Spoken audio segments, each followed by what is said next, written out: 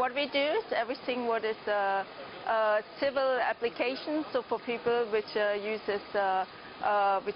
a need for aerial imagery, so every kind of mapping, if it is mining or agriculture. And do you have an example of one of your products there? Do you have an example of one of your products there in your hand?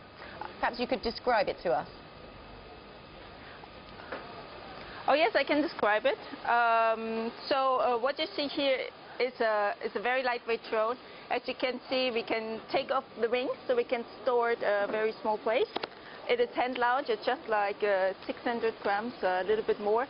It has a pitot tube, a camera in the middle, which you're going to see looks out here.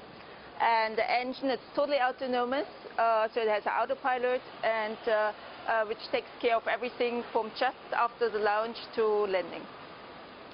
This is used for mapping, as we said, Andrea, but what other applications do you think you could find for this kind of drone? Well, it's everything what's about GIS, so getting geographic information.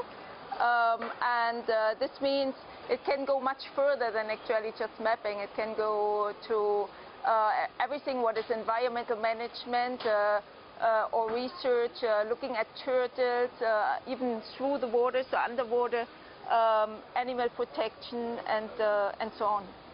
So applications are very wide, actually. Andrea, are there any hurdles, barriers to using this in airspace? Is there any monitoring of the number of these that are used in airspace? I mean, it doesn't look very big. I imagine it could still hurt somebody, though, if it fell out of the sky for any reason. So I didn't understand your question. Can you repeat it? I'm sorry. Is there any control over flying these in airspace? I mean, they could hurt somebody if they fell out of the sky.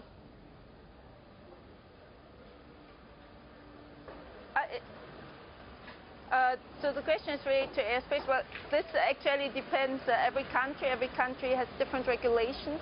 For example, in Switzerland, we need to keep a line of sight and away from airports.